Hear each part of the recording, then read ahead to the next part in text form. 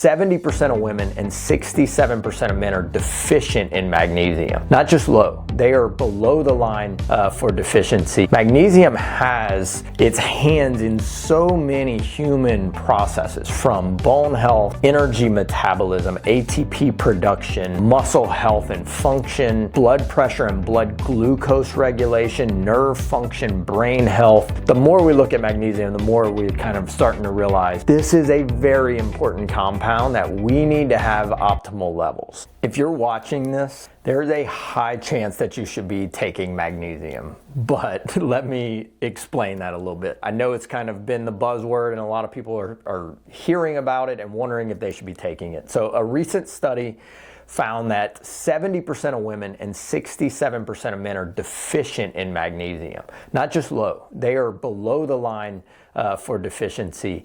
And when we look at what magnesium does, that's scary. Magnesium's not just the muscle or the sleep supplement, if you will. Magnesium has its hands in so many human processes, from bone health, energy metabolism, ATP production, muscle health and function, blood pressure and blood glucose regulation, nerve function, brain health. The more we look at magnesium, the more we're kind of starting to realize this is a very important compound that we need to have optimal levels.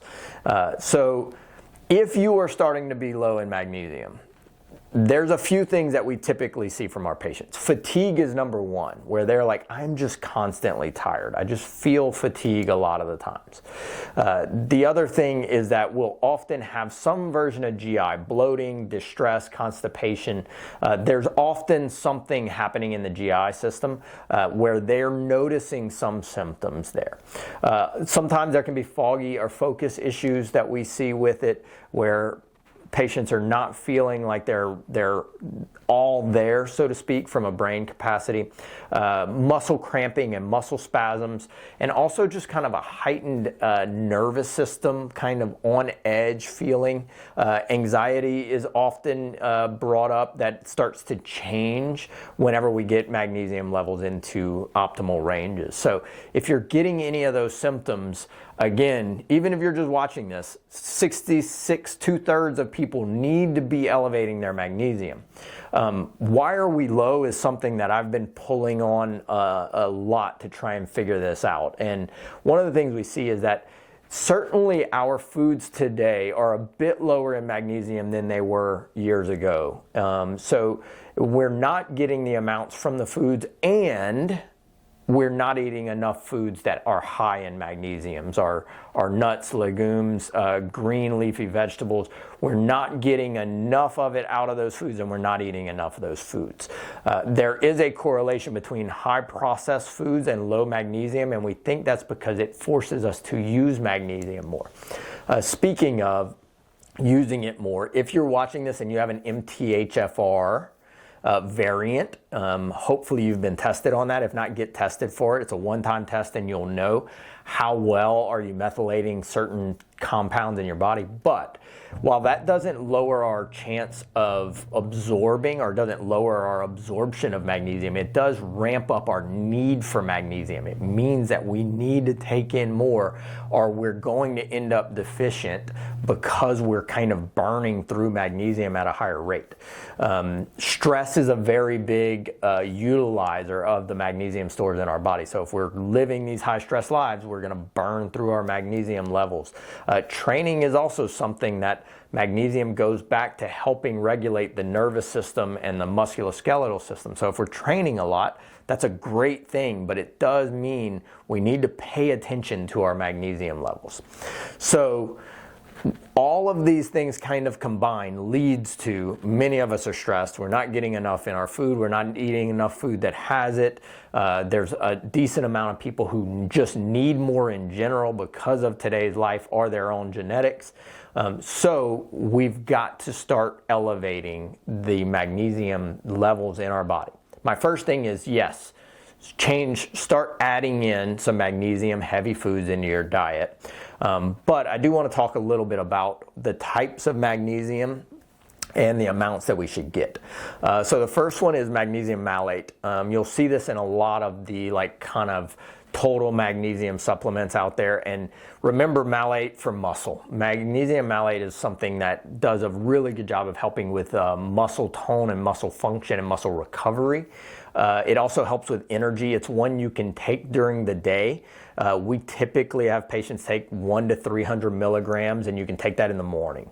One of my favorite forms is magnesium glycinate. Very helpful for repair, rest, digest, calming the muscle and nervous system to a very high degree. So that one is also one that we're taking about 100 to 300 milligrams, but we're very specific to take that at night so that your body gets into this deep restorative sleep where it goes in and starts to help repair the nervous system and the muscle system. One of the ones that has gotten a lot of information and a lot of data lately is magnesium threonate. Magnesium threonate crosses the blood-brain barrier and gets into the brain and has been shown to help improve cognition, improve brain health, improve brain function and memory.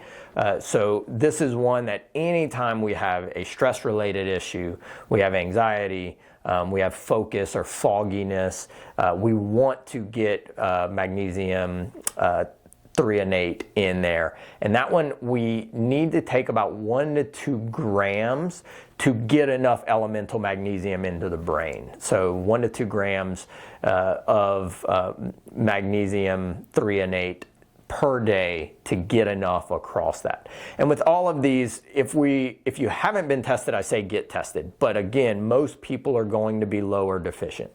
There's quite a few other like very low versions that will primarily be used for GI and constipation.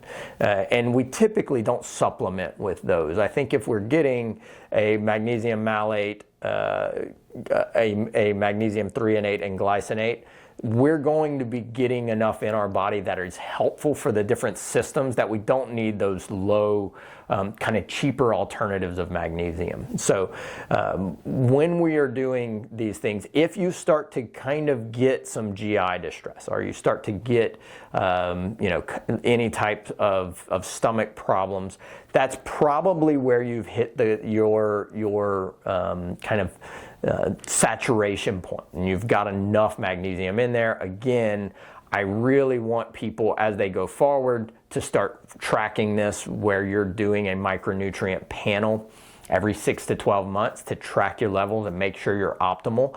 But even with that, I want you to feel optimal. So you'll start to notice what ranges you feel really good in and what ranges you start to feel like is too much. And then certainly if you're below those optimal ranges, you're not going to feel good. So magnesium has climbed my list consistently of what we should be taking on a daily basis for optimal health. And it's one of the ones that we're just not getting enough through our food. So I think we probably do need to be supplementing it on a regular basis and tracking some of that stuff. But you feel so much better whenever you're getting these levels into optimal ranges. So start looking at your magnesium intake. If you can get tested, and then consider adding, if you have some of those symptoms, a magnesium threonate. If you're a trainer, if you have muscle issues, if you have physical or nervous issues, magnesium malate, and then magnesium glycinate will help tremendously whenever it comes to recovery, muscle and nervous system, and sleep. So I hope that helps. Share this with somebody who you know if they have any of these symptoms. It touches so many parts of our health that I think we all need to be a bit more aware. So I hope that helps, and I'll talk to y'all tomorrow.